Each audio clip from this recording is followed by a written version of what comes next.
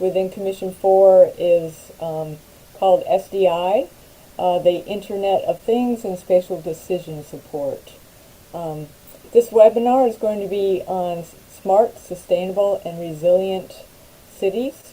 It'll last about an hour and a half, and we plan to have 3 speakers. It will be live streamed on YouTube and also saved, so you can view it later if you like as well. And just before we start and I introduce the speakers, just like to say my name is Marguerite Madden, and I'm a professor in the Department of Geography at the University of Georgia in the United States. And I'm the chair of the working group, and we have co-chairs. Dev Raj Padyal is in Australia right now. He is a co-chair, and also Gesapina Vaca from Italy. She's a co-chair, and Mingshu Wang is the secretary. And we hope to be also bringing Bandana Kar on board as one of our officers for our working group. And just before we start, I have just a very short presentation. If I can share my screen. And just wanted to introduce this. Okay.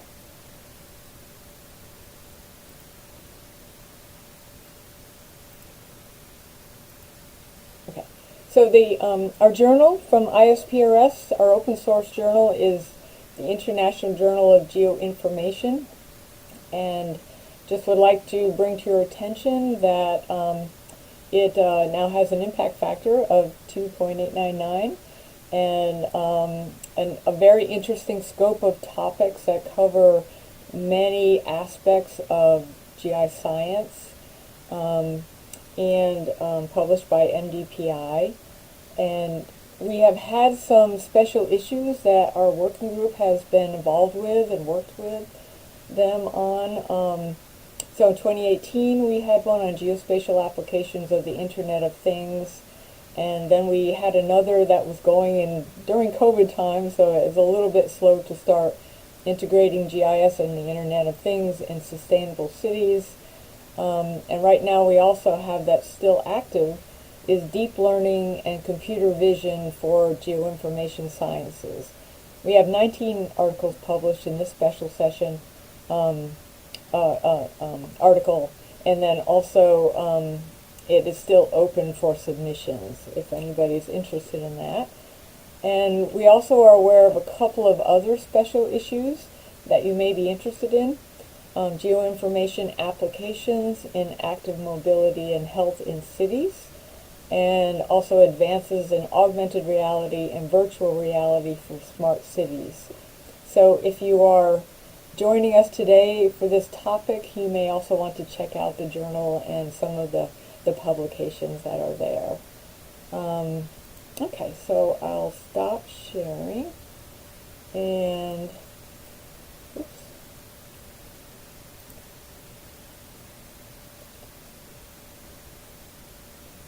Get my screen back.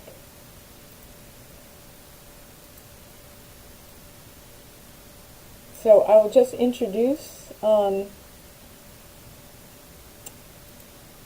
we go, the topics of our webinar today. And we have 3 speakers. We have 2 speakers here with us. And so I think we'll start with Dr. Wang, Mingshu Wang. He was my former PhD student, so we were lucky to have him with us at the University of Georgia for his master's and his PhD. He worked at ITC for a number of years as an assistant professor, and he is now at the University of Glasgow in Scotland. And he is an associate professor in the School of Geographical and Earth Sciences. So, Mingshu, I will let you go ahead and start your presentation. Okay, thank you, Margaret, for your introduction. Let me share my screen. Let's see if I can do that.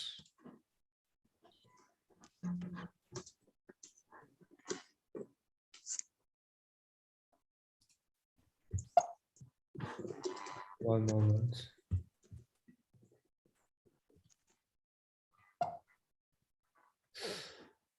Let, let me see. Let me see again if I can. Okay, cool.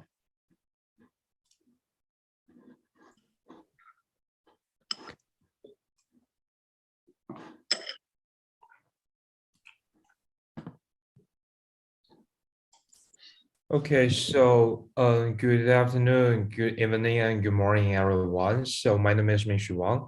Currently, I'm an associate professor in geospatial data science at School of Geography and Earth Science of University of Glasgow in the United Kingdom. So today, my topic would be polycentric urban structure and city performances. So the content of my webinar will be kind of very straightforward. Three topics: concept, what is urban polycentric urban development, measurements, how we're going to measure the degree or the level of urban polycentricity, and lastly but not least, I'm going to show you a couple of the empirical analysis applications of the urban polycentricity. So first thing first, about the concept of polycentric urban development and how does that relate to smart, sustainable, and resilient society. So that the definition of polycentric urban development can be quite simple. It describes any processes that causing multiple independent urban centers to become integrated. So here, the key point is integration, or to become integrated.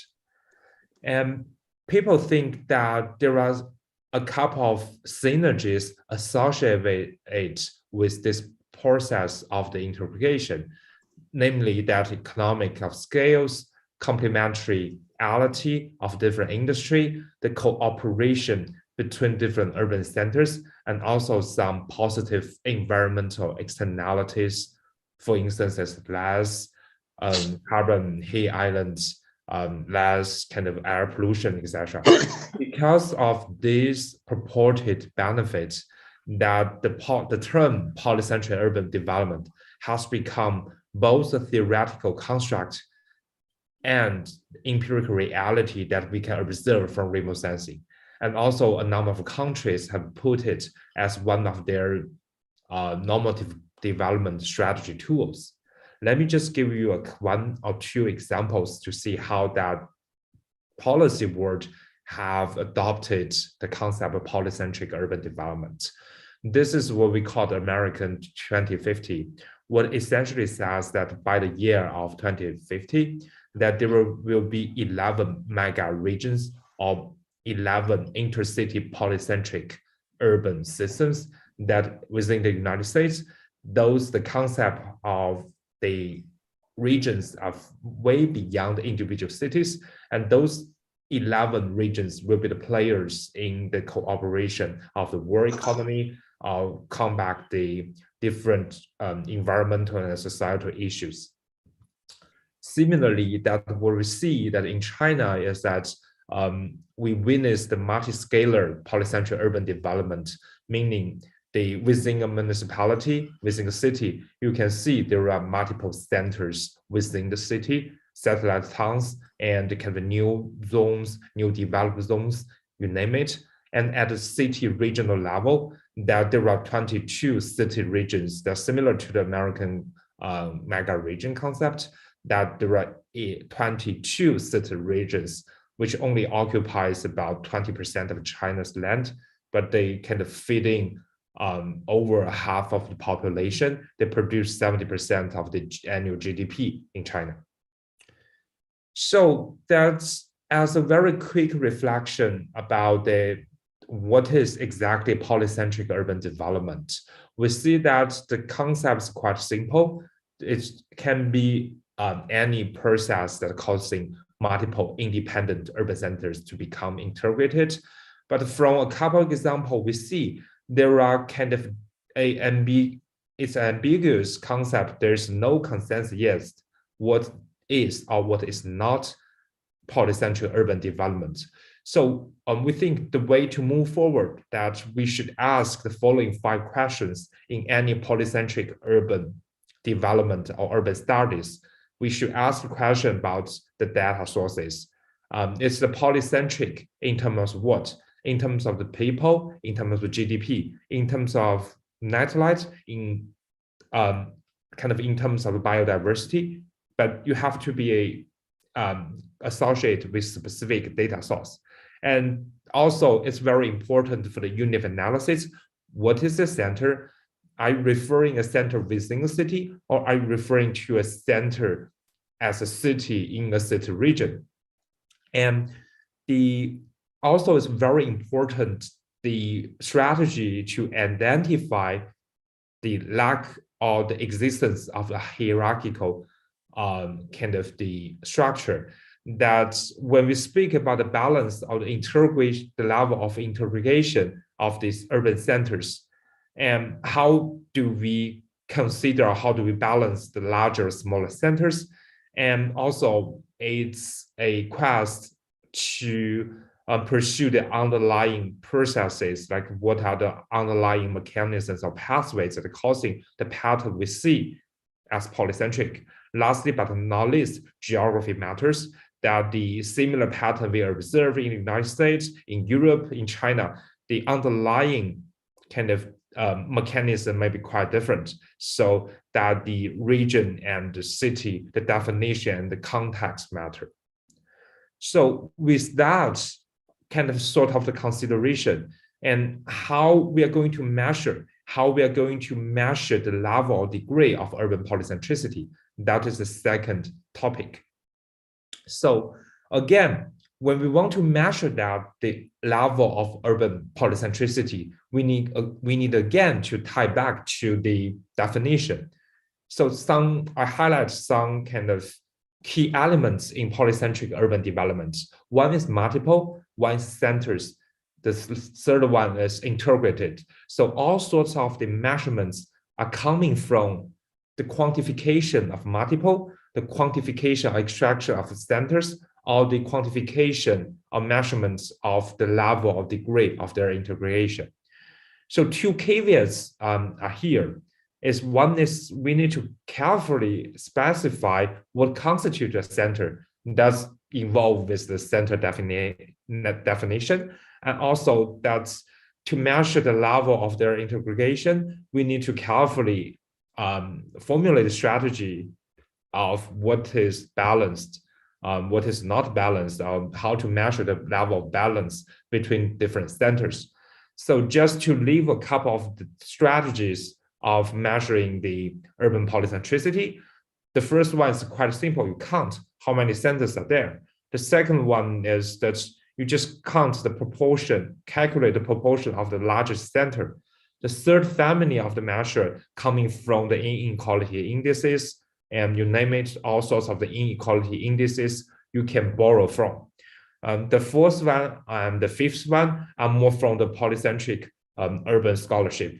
One is inspired by the rank size distribution in the network science. The other one is the standard deviation-based methods that was originally developed for measuring the urban polycentricity.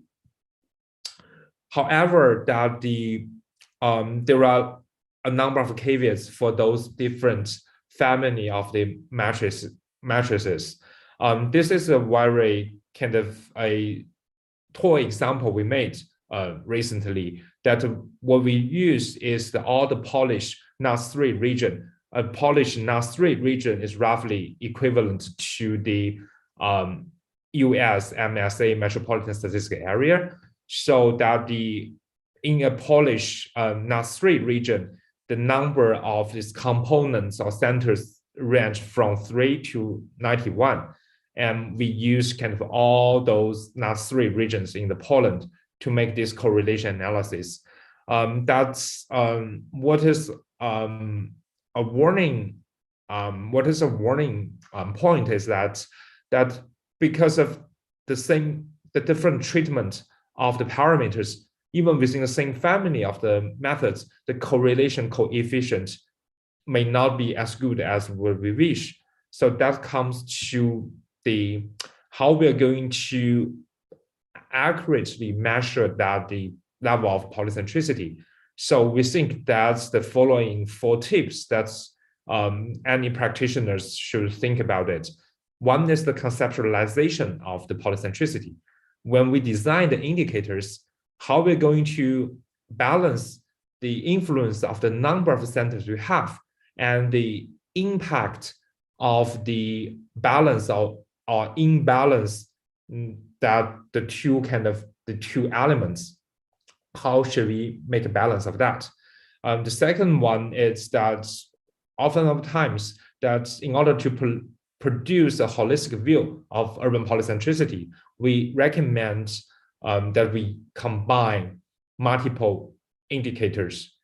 And also that when we set up any arbitrary absolute value or say threshold of all these in-between numbers, that just be careful about that. And that it's lastly but not least that the question matters, research question matters. Often of times that the specific research question you ask that leads to different or one or two specific polycentricity measure you can use or it's best to use in the case. So without further ado, let's see a couple of the applications of polycentric urban developments in the way of the city performances. So the first kind of batch of the empirical evidence from Chinese cities. So under the polycentric urban developments national strategy, we measure the level of polycentricity at both intracity level and intercity level. And then we use that to see to what extent polycentricity contributes to city performance in terms of economic performances, social performances, and environmental performances. So again, so in order to operationalize that the particular algorithm, that we use the morphological definition of that. So a polycentric city is a group of urban centers with relatively even distribution of their importance.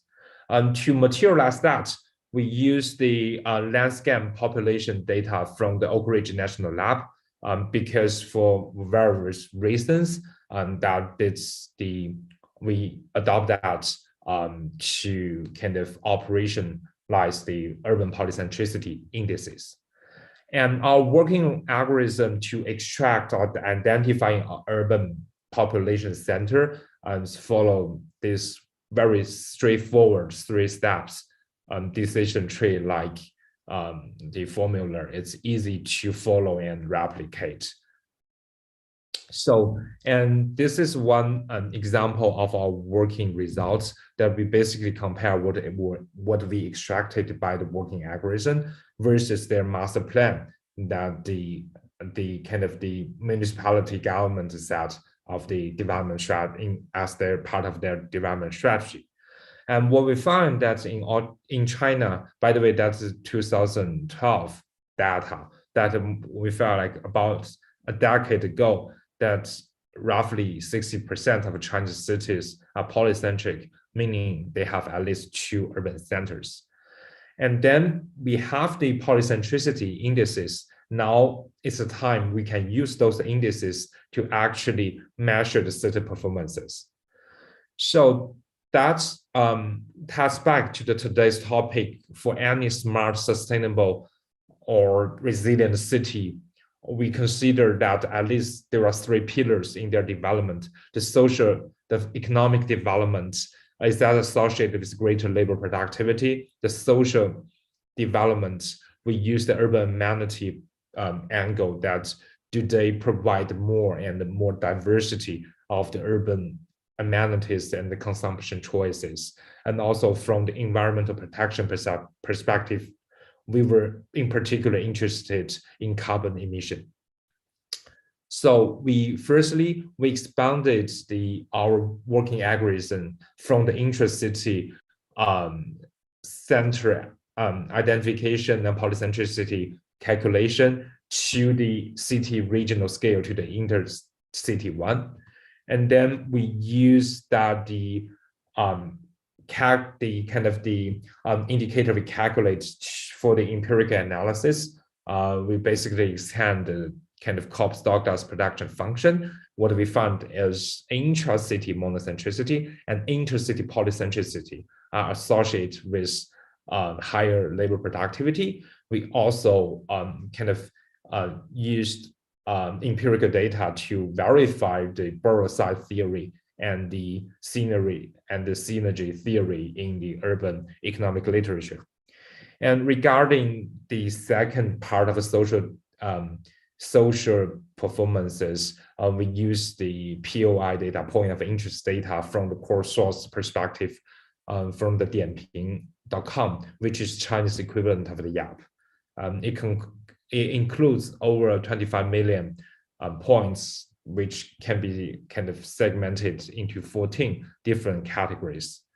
And these are just the spatial distribution of the quantity and diversity within the Chinese cities.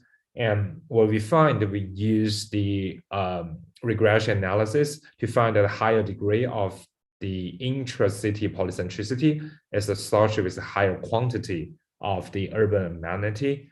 We also find similar results in terms of the diversity perspective, and we use the two-stage least square regressor to address the potential indigeneity problem, which is commonly that discussed in urban economic literature.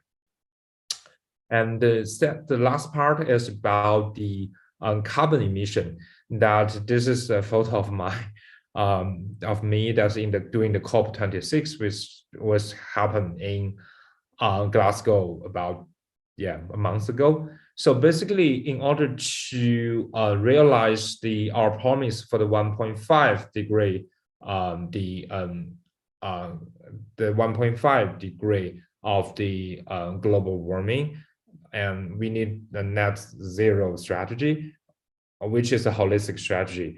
It's not only about technological advancement, it's not only about the market-based approach, it's also about the sustainable urban structure, sustainable urban form, where the policymakers, urban planners, designers may have a role of that. So in order to get the carbon emission data, we compare and contrast different data sources from Chinese EPA, from the EU, kind of the environmental agency, and from the FFDA as data source, which was can join force by Purdue University and Arizona State University in the United States, and we find the most appropriate carbon emission data product. And then we use more regression analysis. We did a benchmark analysis. We only calculate total emission with only 1/3 example of the Chinese cities, and that only covers 1 year. What we find is the polycentric urban form is associated with more emissions. And last year, my colleague and I, we redo the analysis. This time we used only the direct residential emissions. We include more cities, the 271 cities, which is over 70% of all the Chinese cities. Instead of using 1 year data, we use 3 years data and spanning over decades. And because these kind of refinements of the measure, we find the polycentric urban form is actually associated with less direct residential emission. And we also find shrinking cities are generally associated with more carbon emissions. So basically, from that, the Chinese study, that we've realized the following executive summaries, that polycentric urban development can happen at intra and inter-urban scale. We find the intra-urban monocentricity and inter-urban polycentricity are associated with better urban economic performances. We find out also a higher level of intra-urban polycentricity is also associated with higher quantity and more diversity of the urban amenities. Lastly, but not least, we find that the higher level of urban polycentricity and also higher level of the compact urban form are associated with less carbon emission. So starting from 2 or 3 years ago, we kind of extrapolate the framework we use for Chinese city region, we kind of expanded to other study areas. This is one work recently accomplished by my colleague and I. We use the similar flavor to see how polycentricity is associated with traffic congestion in the United States. So what we find that is that the more monocentric urban core was associated with less traffic congestion, and the dominant patch of development open space can help moderate congestion, but to a very lesser degree. And we also kind of expanded the framework to the case of Singapore, where the government explicitly stimulates the polycentric urban development, framing it as the bringing jobs to their home. So we use traffic flow data in conjunction with spatial interaction networks to see how different policy scenarios can be translated into the urban polycentricity. So we formulate four different development strategies of the urban spatial planning by allocating the job and house to with different strategies, and we simulate that how different parameterizations of the policy can actually contribute to the both functional and morphological perspectives of the urban polycentricity. And more recently, that we have been funded by the World Bank Group to expand our framework to study the regional cohesion and connectivity of the whole of Africa region. Basically, they want to find out the major players of the whole of Africa's cities, and how spatial intervention can be done to optimize the regional cohesion and connectivity.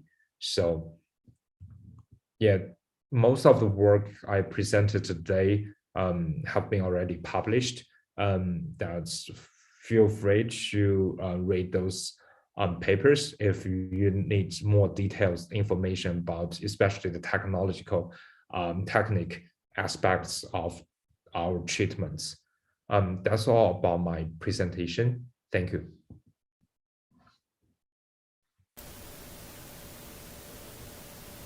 Thank you very much. Thank you. I'm not sure if people would like to ask any questions. Is the best thing to put them in the chat, maybe?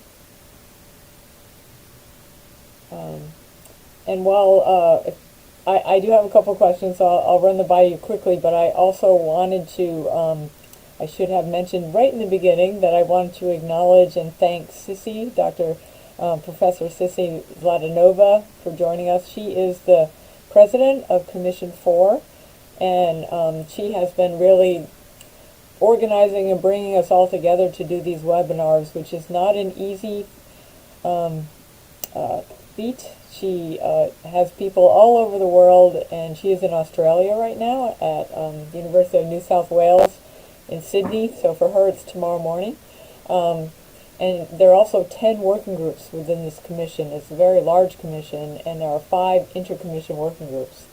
So if you are interested in these webinars from these topics, please stay tuned and watch the schedule, because there'll be some more coming along. And just wanted to thank you, Sissy, for being here. And maybe just take a second to...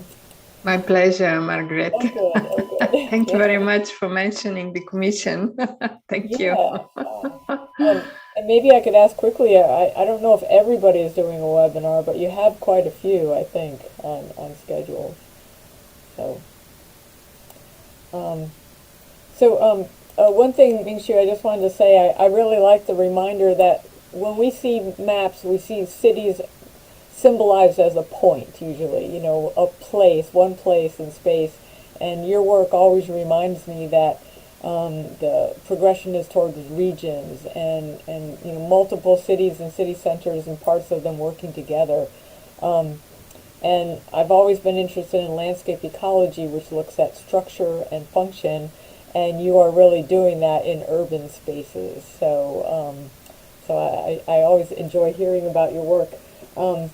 And one quick question was, I know you've worked a lot in China and Asia, and now it's exciting to see you're also expanding to Africa and the United States. Since you're in Europe, are you also looking at European cities or maybe South America? Yeah, so that is in my kind of in my next year plan. So yeah, yeah. Great. It's always good to do some work close to home as well. So, Yeah. okay. Um, okay. So yes, you can type questions in the question and answer section, and then we will try to address your questions from the audience. So think I can. Let's see. I can go ahead and introduce our next speaker. And Bandana, are we okay if you go next?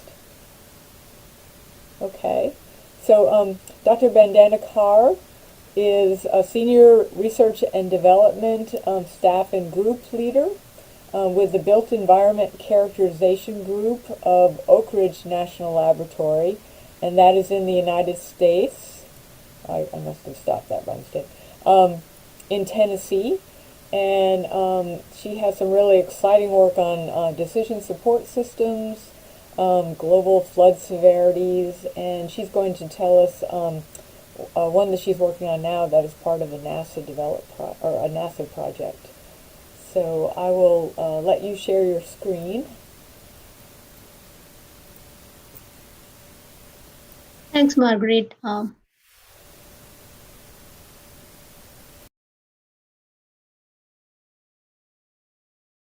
Okay. Can you see my screen? Okay. Yeah, so thanks, Margaret. This is, as Margaret mentioned, this is a NASA disasters program funded project. So NASA has several programs. So this is the disasters program through the ROSES pipeline, and it started in 2019, and it is a 4-year project. And Bandana, could I yes. just interrupt that? If you go to display settings, can you swap the display? Okay. What we see is the next slide as well. I think if you at Yeah. the top you see display settings. Yeah. Let me. And Yeah. yeah, that's great. Thank you. Thank you. Sorry about that. So as I mentioned, it started in 2019. So we are already 2.5 years into this project, and we are starting a new initiative as part of this project. It just started last month, in fact. And the focus is, as it says, the title says Disaster Aware Global Flood Alerting Platform. That's pretty much what I'm going to present, but the back end story that leads to the final output, and Disaster Aware is a decision support system that is maintained elsewhere. This project, actually the title of the project is Advancing Access to Global Flood Modeling and Alerting using the Disaster Aware Platform and Remote Sensing Technologies. And as you can see, it involves several COIs from several institutions, both in the US, and we have partners in Europe as well, especially Austria. Guy Schumann, he is from Austria, and both public and private entities are working together, and includes collaborators from Pacific Disaster Center. And I cannot proceed without giving credit to June Wang and Pratibha Sharma. She is a doctoral student, just defended her dissertation, who has been very crucial to one part of the project that focuses on flood severity forecasting. I may go fast because I talk fast. So, but there would be enough time at the end for Q&A. So what is this project and why we need to look into it? And it started, flooding is a major problem, and it is a frequent event, and that there is no country in the world that is not impacted by flooding, especially nowadays with urban heat island, urban heat waves, and climate change, we end up having microclimatic conditions and leading to urban flooding events. So you are either exposed to coastal flooding, riverine flooding, or urban flooding. So that pretty much covers every place on this earth. And it also leads to significant economic impact and financial losses. As you can see, this data from emergency database, where they maintain record of all the events from 1900 onwards for every continent and every subnational, like country basis. The flood frequency, unlike 2005 through 2008, you can see the flood frequency hasn't gone down to zero, and I don't think that's what we are going to expect. And in 2021, so far, we have had about 186 flooding events of different sizes and different impacts. And on average, flood, they cost about $10 billion financial losses every year. And NOAA has already reported there have been too many billion-dollar disasters. And the recent report from IPCC, although there is only one part has been published, they are forecasting the severity and frequency is going to go up, which means we are going to experience significant amount of damage. So why there was a need from NASA side? NASA has been generating a lot of remote sensing data sets like many other private entities. And we do get data in near real time to get an idea what is going on the ground. Unlike US, when it comes to other parts of the world, be it Asia or Africa, then they don't have access to the same amount of information that we get in the US. We have NOAA and National Hurricane Center, they give us the data about where the flooding is going to happen. So we have Emergency Management Agency taking care of the preparedness activities. But in other parts of the world, they generally don't have access to that kind of information, which delay. So there is a latency in the information, which means you may end up having a lot more impact and damages if we are prepared ahead of time. And the preparedness could be just simple evacuation. And especially Indian context, I can say, where you have billions of people, not many places to evacuate, knowing ahead of time where to go will allow with some kind of resource planning and evacuate everybody in the path of the event. So what is going on with flood modeling? And again, the goal was not to reinvent the wheel, because there are several flood models already out there. It is not a new topic or a new area of research. There are two types of flood models. One is empirical models, which are generally data-driven and rely on historical data sets, on-ground measurements and surveys and satellite imageries to derive, to generate hydrologic and hydraulic models where the flooding is going to happen. Then we also have hydrodynamic models. They are mathematical. They rely on a lot more data beyond the satellite imagery or on-ground surveys. They need to have understanding of the fluid dynamics and the mechanic, how the terrain and the constraints impact runoff and the water volume, soil absorption, and so on and so forth. We also have, we started out with one-dimensional models, but now with all the data sets we can find, we have 2- and 3-dimensional models as well. We also have several models coming up in recent years. They are leveraging crowdsourced data from Twitter and Facebook, where they use that and with computer vision to understand where the flood is going on or determine the flood depth.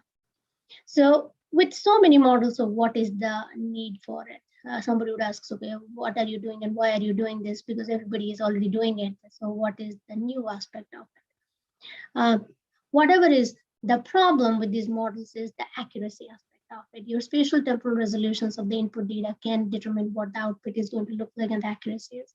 The sensor design requirements, the environmental factors, the statistical approaches that are being used, and the input variables and the physics. So from a decision-making perspective, when it comes to the emergency managers on the ground, they really would like to understand which model is going to give them more accurate output and when they can leverage it. They don't have the time to explore the uncertainty and accuracy aspect of every model. They just want the final product in their hands. So the variation in the accuracy does tend to reduce the reliability and usability of some of the existing products. And none of the flood models are available at a global scale to give you some idea. So they tend to be very regional or local focused. So those were the two driving factors for this study, to come up with a model that would allow to forecast flood severity at a global scale in a near real-time manner on a daily basis. So that's what led to this project. So as I said, the purpose was to deploy an ensemble approach, the model of that we call model of models that integrates hydrodynamic models and remote sensing derived products to forecast flood severity on a daily basis globally at sub-watershed and country boundary level. So the first part is integrating. We started out with integrating two globally operational models. One is GLOFASS and the other one is GFMS. They both forecast flood severity, while GFMS is pretty much at every 3-hour interval as a raster product that comes out from the University of Maryland. GLOFASS is generally on a point basis, on a daily basis. So one is 3-hour, one is 24, but we can conflate them to be 24 hourly. And they give the flood forecast for 30 days ahead of time. So that allows us to estimate the flood severity ahead of time. We combine the estimated flood severity with other outputs. One is the hurricane weather research forecasting output. Because these two models, they tend to lack in their identification of where the flood is going to happen when it is resulting from a tropical storm event. So we end up having coastal flooding. So we relied on the hurricane weather research forecasting output that is again generated on a daily basis globally and gives the information with regard to coastal flooding from tropical storm events. We also use the Moody's derived flood products from Dartmouth Flood Observatory. So what these two products are helping us do is the flood severity that is forecasted for tomorrow. We use the data from HWRF and DFO for tomorrow to recalibrate and address the flood severity. Is my flood severity continue to be the same dependent upon how much of the area being flooded, how many hours the flooding has been going on, the level of precipitation, and the flood depth. So we combine those to understand what is the severity, and then we use the HWRF and DFO, the real-time data, to recalibrate the severity and generate the final product. And then using that, we classify the flood severity into different alerting categories. So if the flood severity is above 80%, then it is a watch. Then if it is 65 to 80%, then it becomes a warning. Then about 50 to 65 is an advisory. Then below that is information. Most of the focus is a warning and the watch category where you are going to have a flood. That's the main focus. And then we send out the alert similar to the USGS pager that is used for earthquake alerting purpose. And we use the disaster aware platform to do that. The output of the flood severity is also used to generate other situational awareness information. For instance, the communities that are going to be impacted, the people, the population distribution in those impacted communities, and infrastructure impacts that may be experienced for those locations.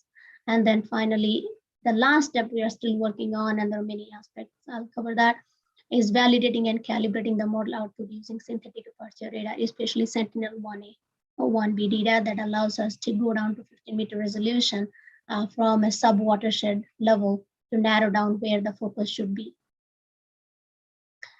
So this basically gives a very conceptual diagram of the different inputs that are going in and out to generate the flood severity and the watershed level flood severity. We are doing the data, we are assessing the flood severity at watershed level.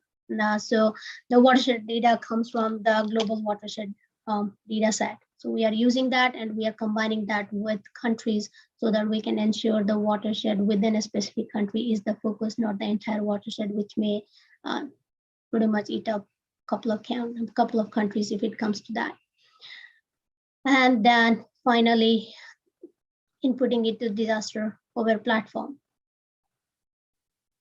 So this is the disaster aware platform that has been operational for many years, more than a decade, in Pacific Disaster Aware, Pacific Disaster Center at the University of Hawaii.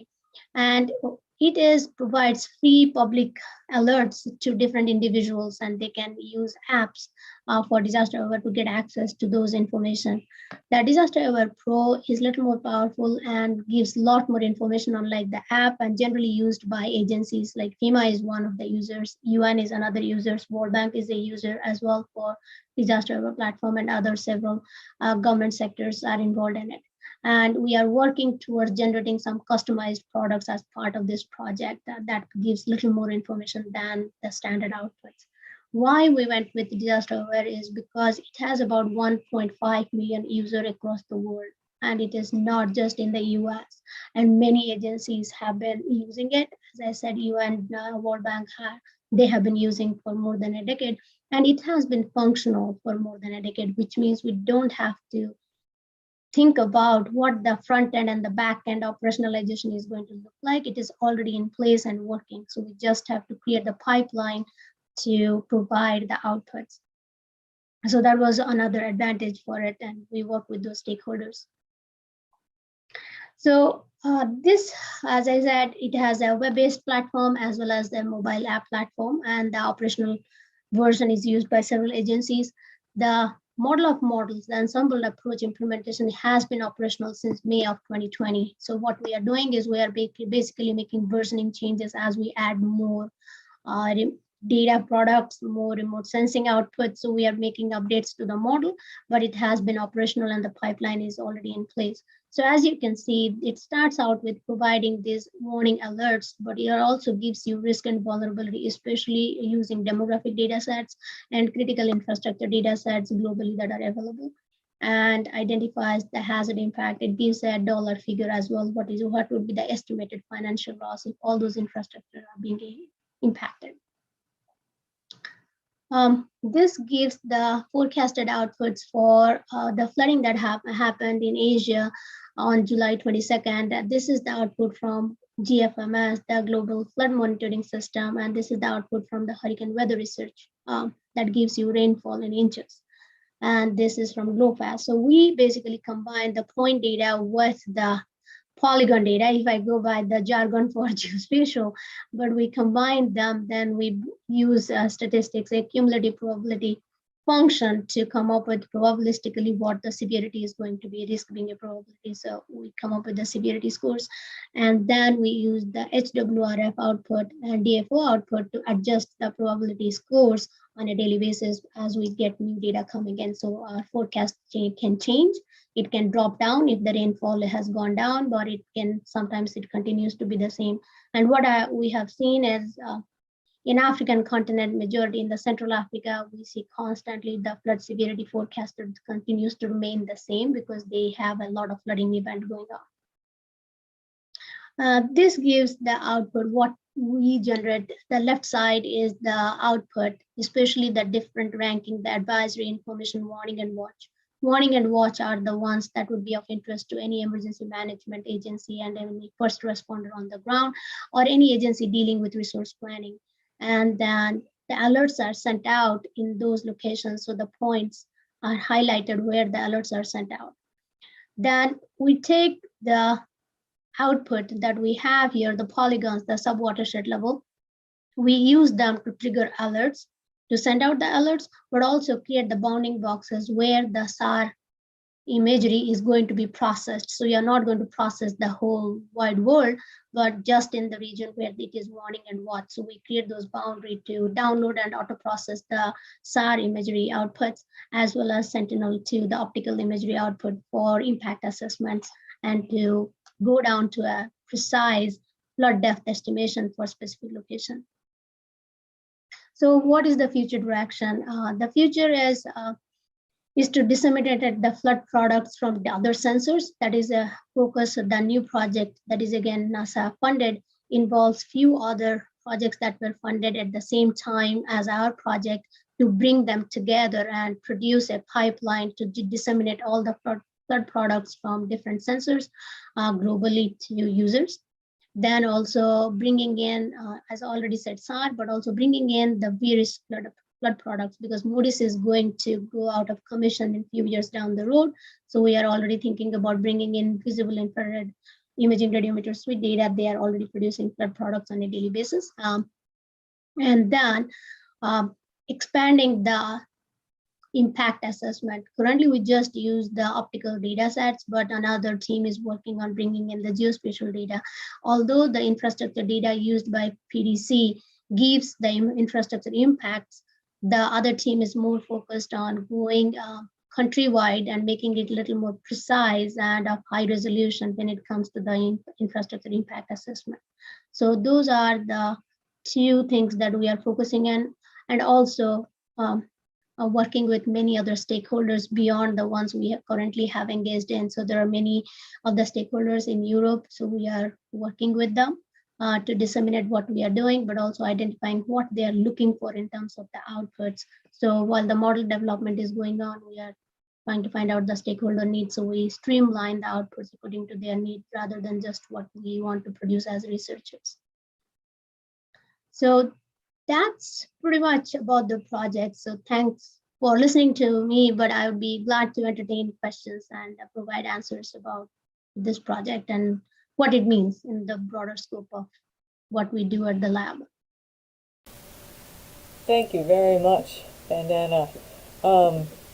Yeah, I just jotted down that when you said your goals were global scale, real time, daily basis, and accurate, that's like a modeler's nightmare to have to try to do all of that at one time. But this is a fascinating platform and a great service. What kind of computing power do you need to do this? Currently, we work with Indiana University. So the faculty from Indiana University, he comes from the computing department. So we are using their resources. So he is helping out setting up all the VMs and all the computing power. So he's the one who helps us. We just work on developing the models on each end. Then we work with them. Jun Wang, the person I was giving credit to, he helps us. But the PDC deployment is in AWS, the Amazon web service on the cloud on AWS side, and other partners also have their pipeline set up on Docker containers for AWS. So we are pushing out those things, and PDC maintains them because PDC is a partner. So we don't have to think about the sustainability. Generally, we think about after the project is done, what am I going to do? And that's what NASA has been investing in setting up that computing on PDC end. Okay, and I'm glad NASA is involved because you rely on these sensors, and you don't want them to go out of commission and not be replaced. So I think you've thought of everything to put it together. It's been this project and the team, we have been working for some time. Actually, another partner, we just started having NOAA on board. So Mitch Goldberg from NOAA is also part of the discussion in that. So that's how VIRIS is coming into the discussion because they want to take their product globally. Their focus is just domestic, not international. So they want to partner with us. That allows them to bring everything together. Okay. And this is a great group to be connected for, international cooperation. So, yeah. That seems like that would be a direction also. So thank you very much. And Deb, I didn't mean to leave you to last, but thank you.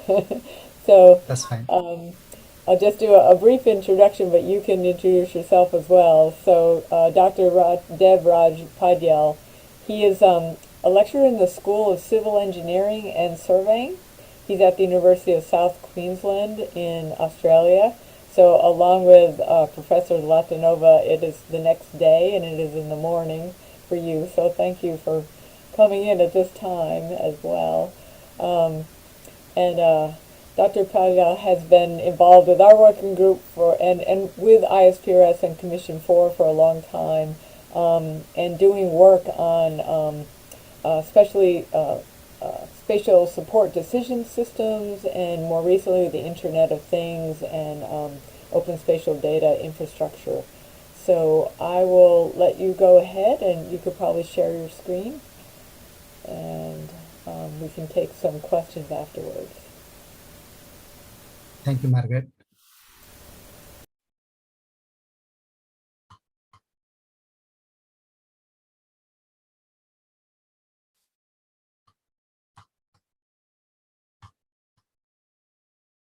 Can you hear me? Yes, and everything looks good. You have a full screen. Okay, so thank you very much, Margaret. Good morning to everyone. Even CC and our time is different. So yeah, it started 7.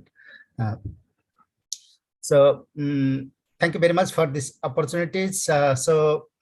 This will be very brief presentations today. I'm going to talk about open spatial data infrastructure and IoT, how this can be applicable for smart cities. Since a couple of years, I'm very much working on this spatial data infrastructure area. So what I'm going to cover today is I will start with some background information, just give some definitions of what spatial data infrastructure is. Even I will start with open data and what is this emerging concept of spatial data infrastructure. What's the role of SDI and IoT, basically, what's the connection between these terminologies. Then I'll talk a little bit about the spatial data infrastructure, that which theory support these things. And then some initiatives that has been taken here in Australia at national level, state level, and very much local government level. Okay, so these days,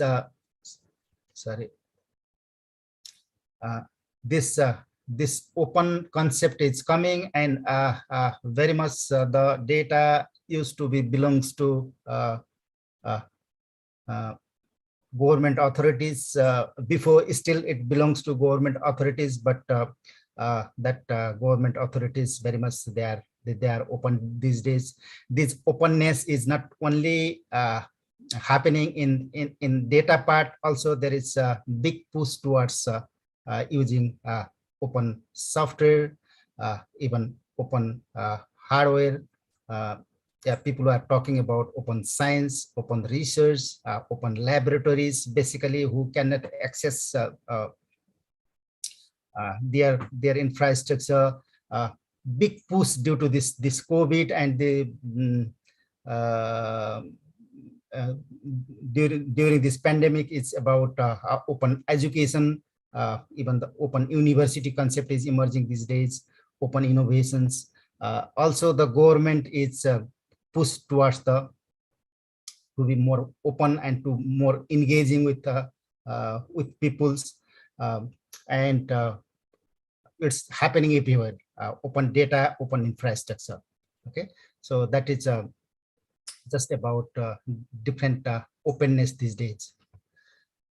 So then the Web Foundations believe that the open data means data must be for everyone, the data which people need, and the data should be easily used by people. And couple of principles of this open data. So the open data must be complete, means all public data is made available to the public. Primarily, basically, the data should be the primary data, just bringing from the source. It should be very current, accessible, should be machine processable, so of a good file and format. There should not be any discriminations to use this open data.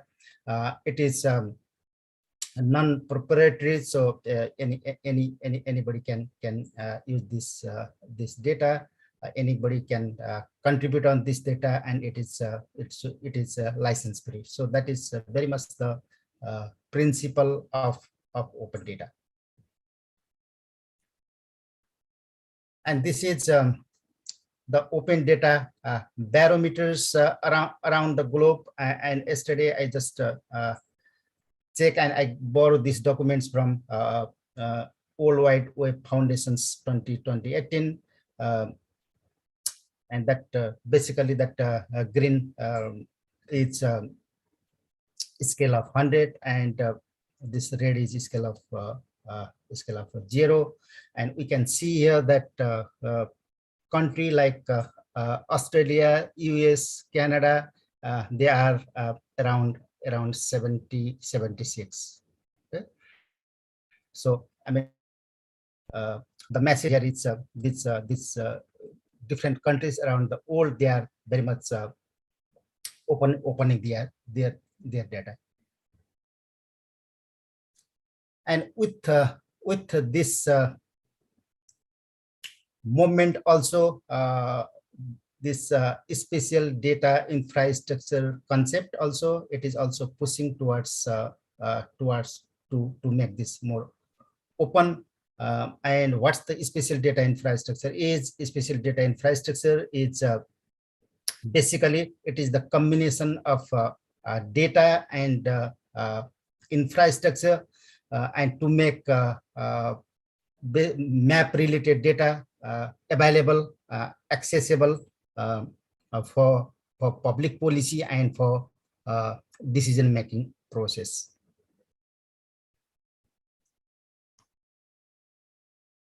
And when we are talking about the open SDI, again, it is a framework where all stakeholders and communities, they govern, they share, and they use these spatial data. So I just borrowed this concept from Bastian, professor from Delft University, and according to him, still peoples are trying to define this open spatial data infrastructure differently, but I like his definitions. So this open spatial data infrastructure means it is open spatial data basically to open the product and to open that infrastructure, to open the process as well.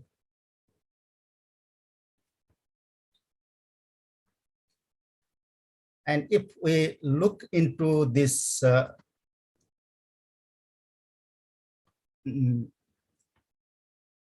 SDI development continuum, it was started with first generations around this concept was coined around 1990s, and very much that was the first generation of spatial data infrastructure development. We say, and what that means is it was product-based spatial data infrastructure. Basically, the national mapping agencies, they used to just they open their data. Okay, they and that time they just open whatever the data they had that time, basically topographical maps and other thematic maps. And then from 2002 onwards, and that other countries, emerging economics, developing countries also, they started working on these areas, and it was more became like process-based spatial data infrastructure. The more focus was not only on data part, the focus was also on the process part. Then after that, the third and the another important things here is not only the national mapping agencies, national government, also the state government, local government, also they involve on this process.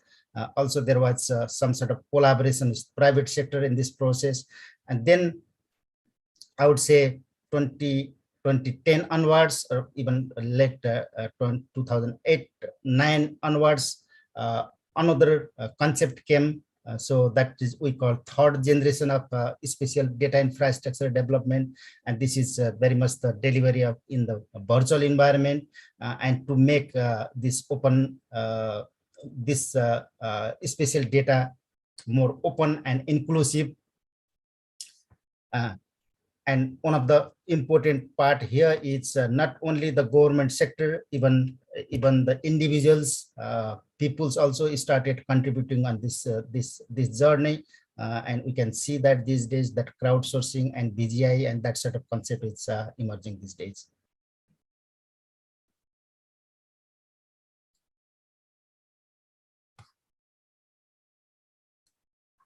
Okay.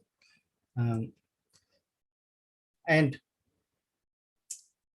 And where is the link between this spatial data infrastructure and IoT? Because this emerging with these emerging technologies, due to the this IoT phenomena, this information infrastructure is becoming very useful. And it covers both present networks, so basically the internet and related technologies, and also it connects it connects to different devices as well. And with this this IoT things, this spatial data are becoming more easy to access, to use, and to share. And little bit about this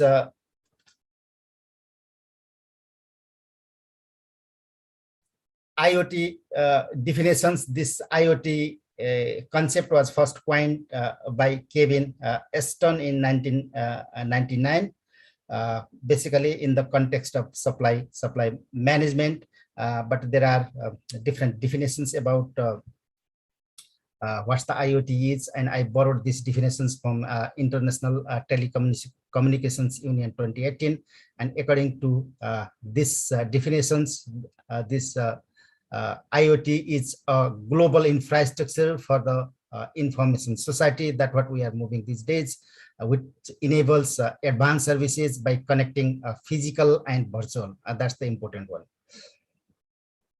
And as an infrastructure, the IoT can seen as a broader systems which involves data, resources, standards, communication protocols, and different theoretical studies. So, and this, as I discussed before, this IoT is becoming a global infrastructure for the information society, which is connecting both the physical and virtual environment on existing and evolving interoperable informations and communications technologies. And this is just a figures where this spatial data infrastructure and this IoT things connected. So here we can see that due to this different sensors and devices these days, this public data, private data, citizens data, whatever the data are, that those data can be put as an infrastructure, and that data can be accessed. That data can be used. That data can be shared.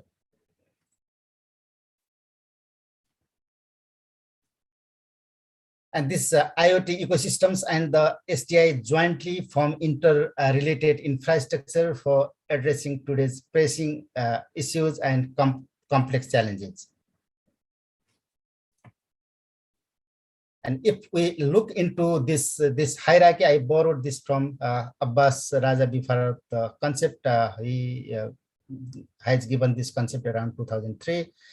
And on this spatial data infrastructure, even open spatial data infrastructure also, on these hierarchies, basically this data is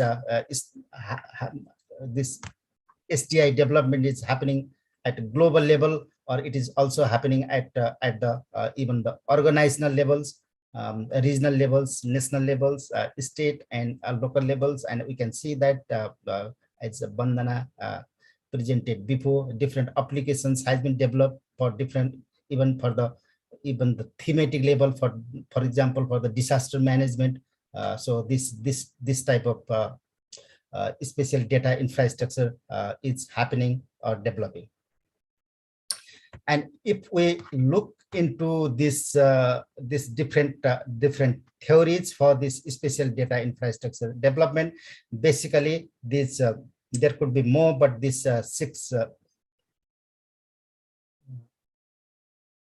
these six theories are important one, which contribute for this spatial data infrastructure development.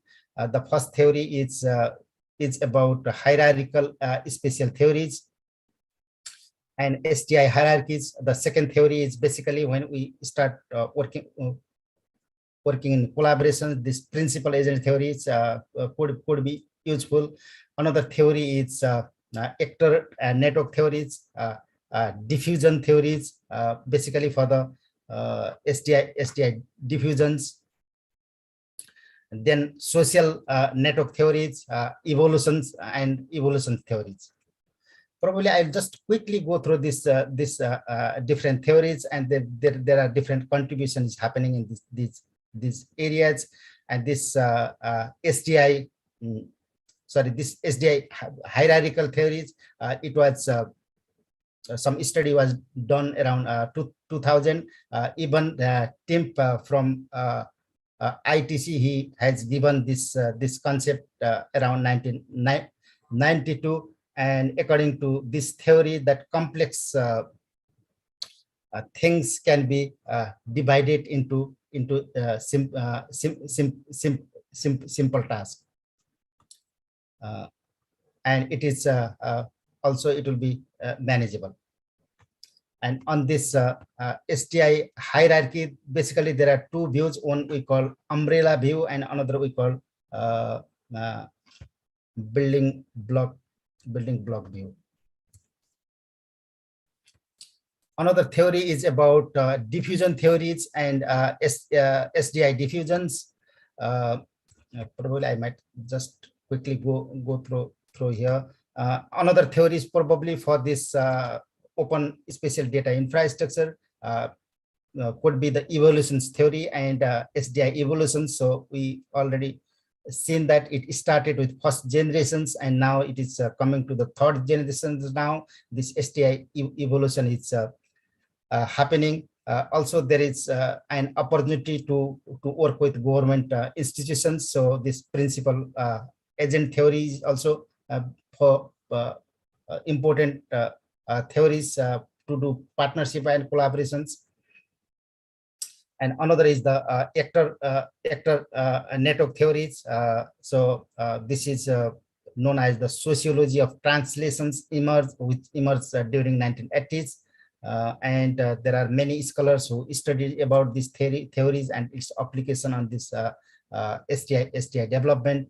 Another is basically, I think I already covered that one. Oh, sorry.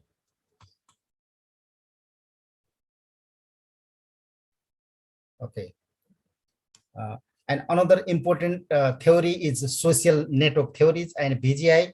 And on this theories, basically not only the government and private sector, its individuals are also contributing to develop this spatial data in infrastructure these days. And for this open spatial data infrastructure, we found that this theory is useful.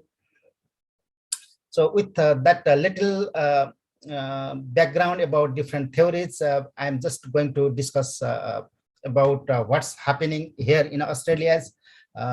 So in Australia, there is a three-tier government, and at national level, there is big push to open their data, particularly these map related data, and one of the product is a national map. Okay, so I'm not going to discuss about the application of this map, but this data were very much open in around 2015, when the Australian government they released public data policies, and there was very big jump to make these decisions to release all the non-sensitive data and make that available to everyone. And each of the jurisdiction in Australia, basically the state government, then they also try to open their spatial data. And this one of the product of this at the national level is the national map. And on this national map, all the government agencies, they have pushed their spatial data, and that data can be accessed from this national map. And this was a project which was initiated by Geoscience Australia, which is our federal agencies looking after this surveying and mapping things. And there was also some sort of collaborations with the support for the software part, collaborations with CSIRO, RO's Data 61 project. And the whole idea is of this national map is this is online map-based tools to provide easy access to spatial data from national government agencies, and it's based on fully open architectures.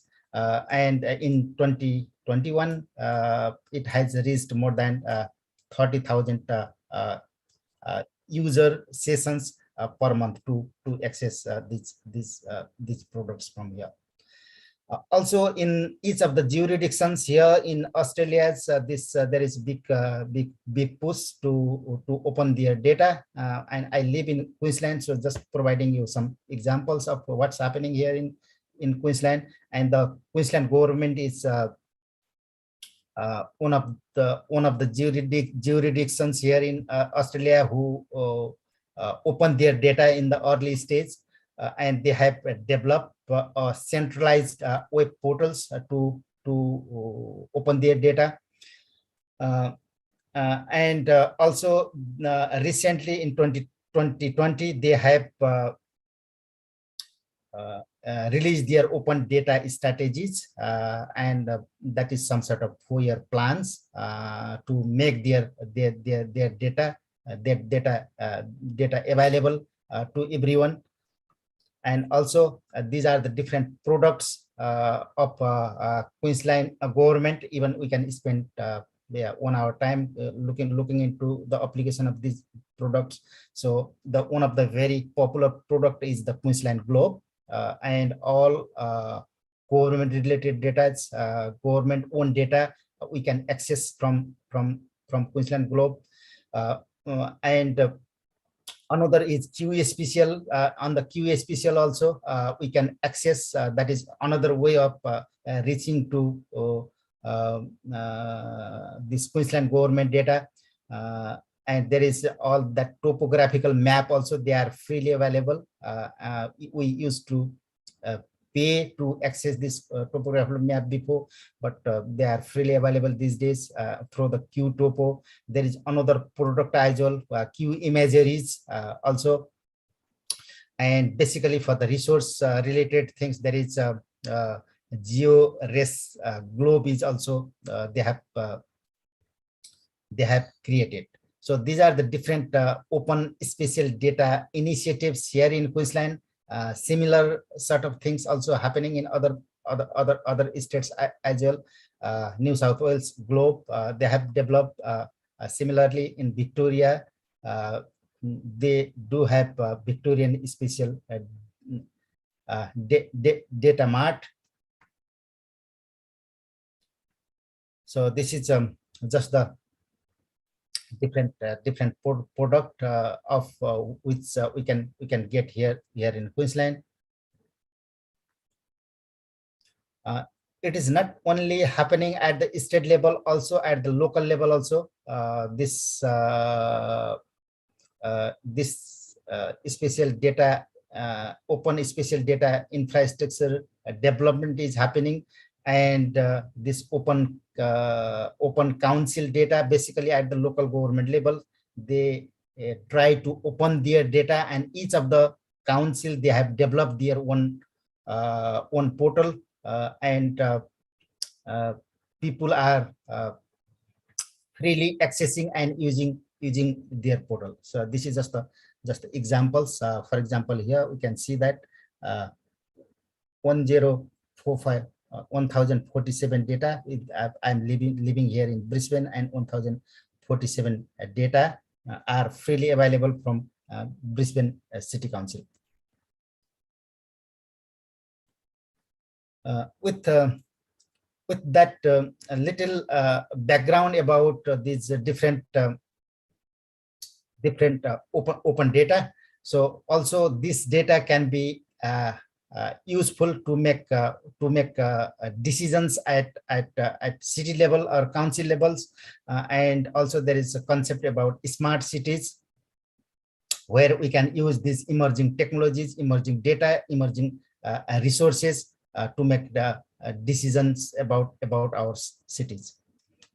And this smart cities means it is they are deploying that smart devices, sensors, and software these days. And there is rise of IoT technologies to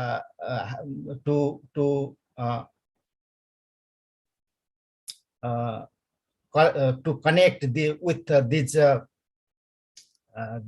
smart to connect or to promote this smart cities concept.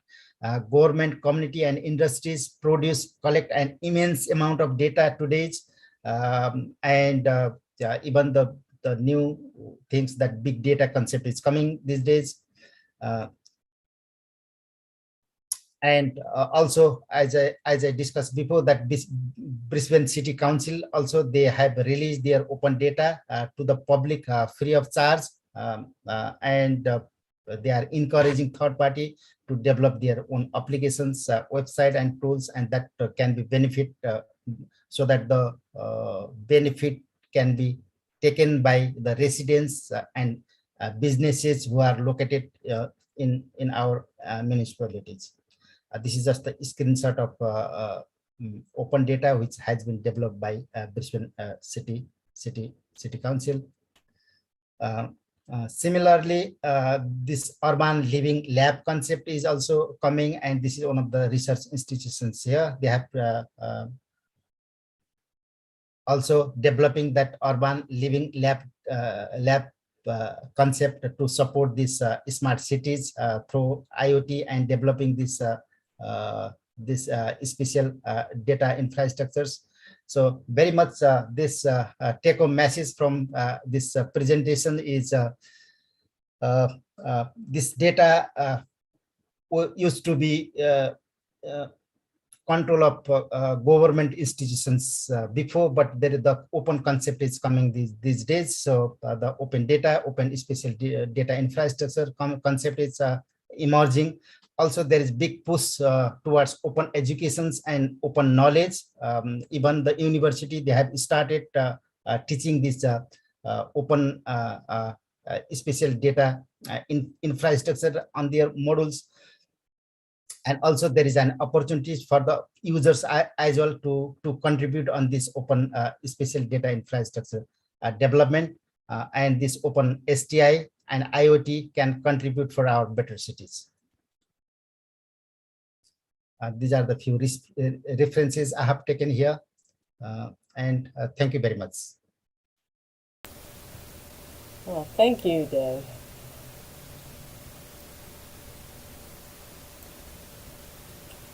Well, that was a great presentation, and I really liked your concentration on open data, but also considering knowledge and education and everything.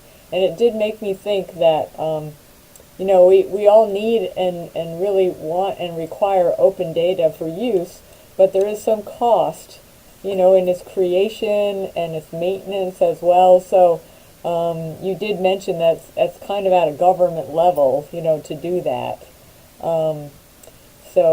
Because we also need it to be, secure and have integrity and high standards and to be used ethically. So, there's a lot of heavy responsibility, I think, with Open SDI.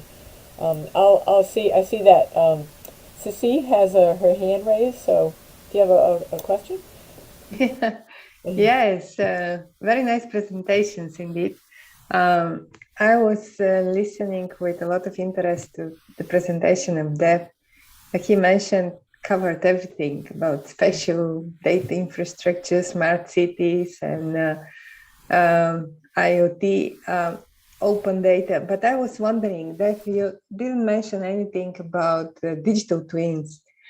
Where do you place the digital twin in spatial data? Here in Australia, we have a lot of developments. Everybody talks about digital twin, and you have all kind of variations of digital twins. So what can you say about it? Yeah, thank you very much, Sissy. Because when Margaret asked me to deliver a presentation, yeah, I was thinking whether I was focused on the digital twin or go with this very big picture about spatial data infrastructure, IoT, and smart cities.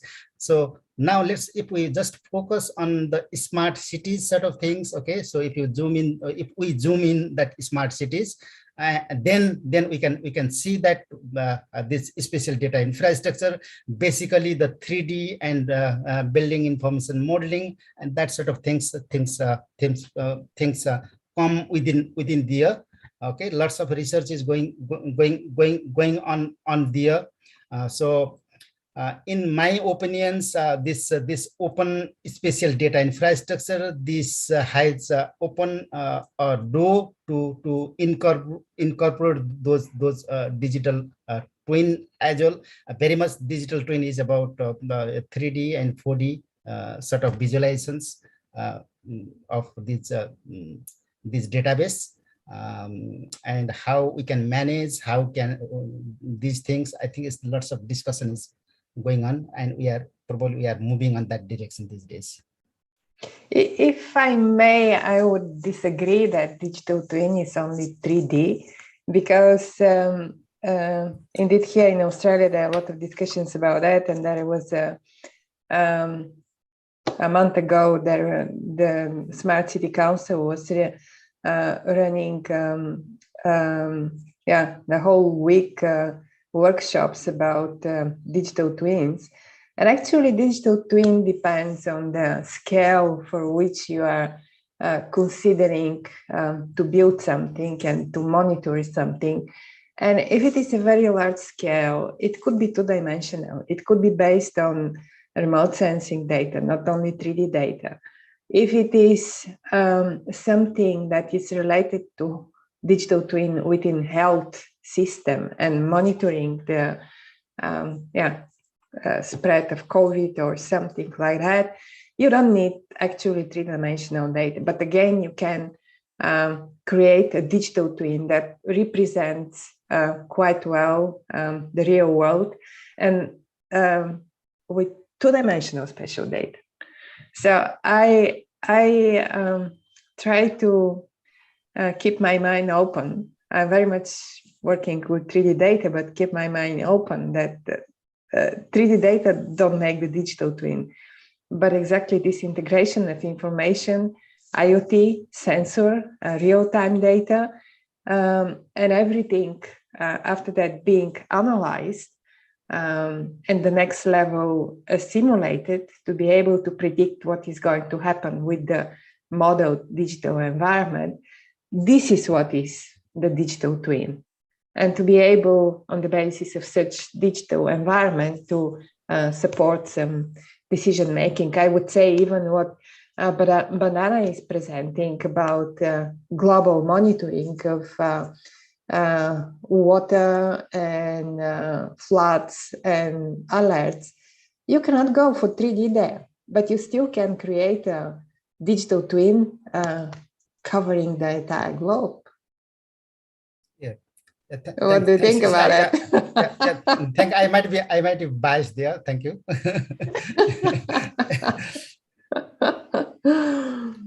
Okay, thank you very much. Yeah. Do you have any questions? We have the panelists here. I don't see anything in the chat or question and answer, but yeah. I just I agree with one thing. The digital twin, in the lab also we think about the digital twin, and then there is a interesting the living lab concept, and DOE is pushing for integrated field lab. The digital twin does come down to like the scale. Can we really make a digital twin at a regional scale like that Min Shu was presenting? can we go beyond it? Because the interactions of the processes, the social and the natural systems and the climatic systems are never at a local scale, which means it's very difficult to create a digital twin that can go beyond a very small focused area. But at the same time, they do allow us to understand those interactions going in many directions that we may not be able to capture in a two-dimensional format. So like I have a hate and like kind of a relationship. If I'm looking at a very local scale, then digital twin is perfectly fine. I can capture all the processes, all the parameters, any mediating and moderating factors that I need for my entire model to build on. But I cannot create a digital twin at a global scale. It would require a significant amount of computing power, even with the frontier sitting backdoor to me, the supercomputer of the world. I don't think any of us is leaning towards it. Because, and it could be data intensive too, irrespective of having open data access. We will need a lot of data the moment and go to the digital twin. And if we are looking at from a very macro scale, then it is perfectly fine. Then micro scale, we will need more data. So it comes down to making that adjustment, what we need to address and where the digital twin could be used. So it comes down to the problem at hand and the scale that we want to explore it and the system interactions that we would like to explore. That's my thought. Yeah. Margaret, if you give me the word, I agree very much that it depends very much on the scale, and but we shouldn't think of digital twin as something really very high resolution. Indeed, digital twin is coming from construction, and every small component is modeled and even in 3D. But we had this year quite a lot of gatherings, and actually we have when we are coming to Earth observation and applications related to the Earth, we probably have to keep it a little bit open and exactly consider, like Vandana mentioned, consider what the application needs and try to select for this application the proper resolution of data. And after that, try to analyze the data, to simulate the data, to predict what is going to happen. So again, the same concept of digital twin, that it represents the reality, but not the very detailed reality that is, for example, one house or one bridge or one tunnel, but something that relates to one continent, to several continents, to one region. So can we create such a digital twin? Why not? It should be possible if we just consider the concepts of digital twin, that it should be a representation of the real world, but then a representation that serves the specific application. Mm-hmm. So, yeah. I think Michu has a question, but and I would just add to go along with that some information about accuracy and and within what parameters, I guess, can we consider it like a digital twin for being appropriate for what questions?